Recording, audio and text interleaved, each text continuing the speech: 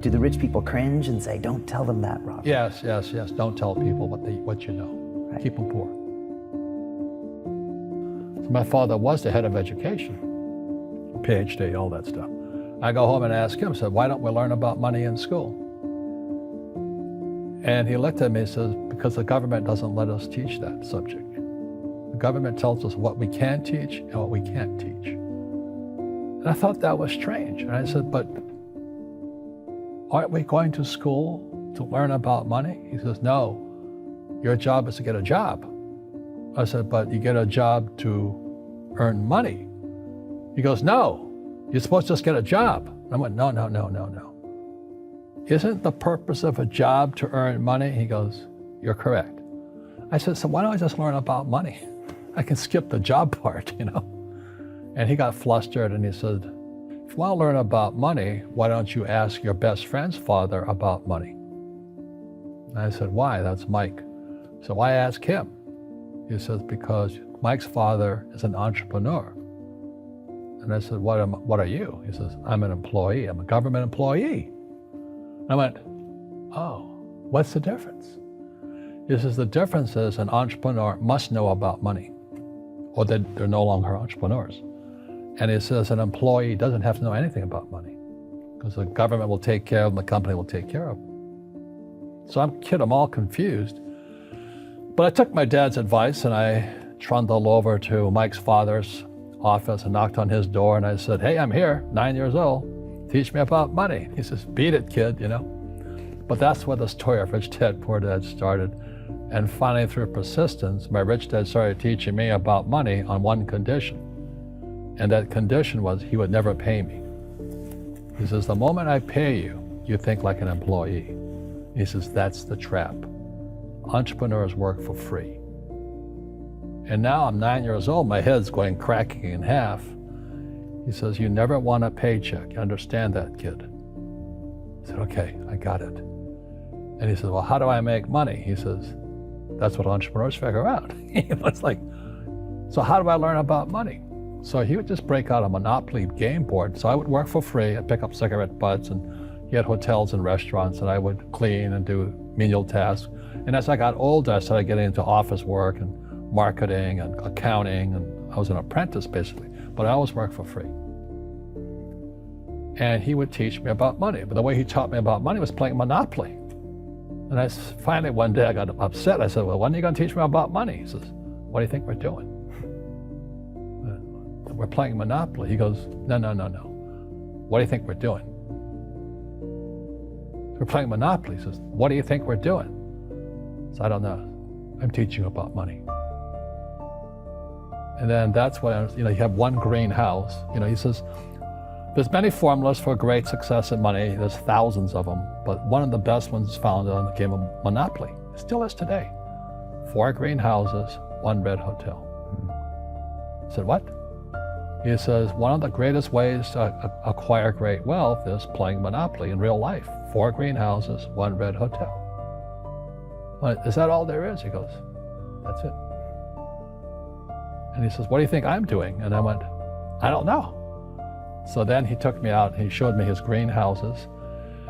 And 10 years later, when I was 19, I was now in school in New York, and I come back to Hawaii, and Rich Dad had bought the biggest piece of land smack dab in the middle of Waikiki Beach. And when you go to Waikiki Beach today, you'll see the Hyatt Regency Hotel. That was his hotel. Just like the game of Monopoly. Just like the game of Monopoly.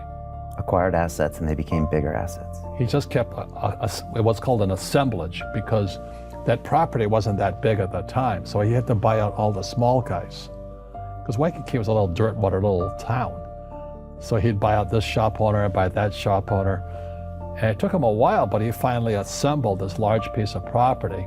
And then he and Hyatt put up this giant hotel. And it just sold for $800 million. So that's how I learned about money.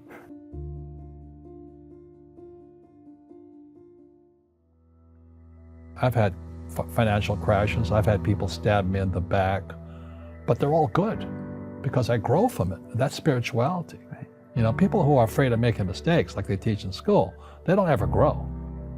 Because spirituality is there's good and there's bad, there's right and there's wrong, there's up and there's down.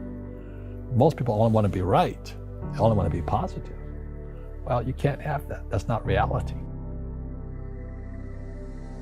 Well, I wasn't poor by most people's standards, but I came from a family with a poor attitude, if you know what I mean. Because rich, poor, middle class, poverty starts with a fundamental attitude. Poverty is passed on. It's taught in your families. And middle class is taught in families. And so the people right now who are sitting at home, who are struggling financially or worried about money or unhappy, they may be making a lot of money, but unhappy with what they're doing, it was probably taught to you. You know, your superego was taught, get a job, work hard, or you'll never be rich, or the rich are evil, or whatever. The school system will never teach you about money. The school system was designed to teach you to be an employee, which is important, or a doctor or a lawyer, a specialist, but never about money. And what most people lack is real business knowledge, like accounting, you know, like debt, like taxes. You got to know that stuff, but they don't teach it in school to anybody. So, and then when people ask me, how did your rich dad learn this when your poor dad, a PhD, didn't? And the answer is very simply, my rich dad, who's my best friend's father, his father died when he was 13. So his rich dad had this family business at 13 to run. So he had to drop out of school, which was his blessing. You know, there's blessings, and you know, sometimes the blessing doesn't look like a blessing, but it turned out to be a blessing. And then his teachers became his bookkeeper, his accountant, his attorney, his banker, his real estate agents. So he has what I call real teachers, not these fake teachers in school. You see, most teachers in school, they're out of ethics. They teach subjects they themselves don't practice. I asked the teacher, I said, you know, I'm in my third year of calculus now. It was called strength of materials. I said, am I ever going to use this stuff? He goes, no. You know, I said, why do you teach it? He says, because I get paid. I said, do you ever use it? He goes, no. And that's why, you know, you have to, in life, one of the things I suggest to people, you got to find a real teacher versus a fake teacher. And a fake teacher is somebody who doesn't do what they teach. And a real teacher is doing what they teach every day. So my accountants, my attorneys, they're in it every single day. That's how I learn, because every day I'm solving problems in my business. So I have accountants and attorneys and bankers and all these people on speed dial because I'm solving problems with my team. I see you giving this knowledge out, and Yeah. do the rich people cringe and say, don't tell them that, Rob? Yes. Don't tell people what you know. Right. Keep them poor. But, you know, unfortunately, the poor, as was in the Bible, I'm not real religious, the poor will always be amongst us because it starts up here. Right, it's that fear mentality. It's in their words, you know, and the words become flesh. Again, I'm not really religious. I flunked out of Sunday school also. But when they say I can't afford it or I can't do that, they go down. They become what they say. My PhD daddy says, what do you think I am, made of money? I can't afford that. And my rich dad would say, that's why he's poor. Poor people say, I can't afford it, I can't do that, I don't have time. Because it's an escape.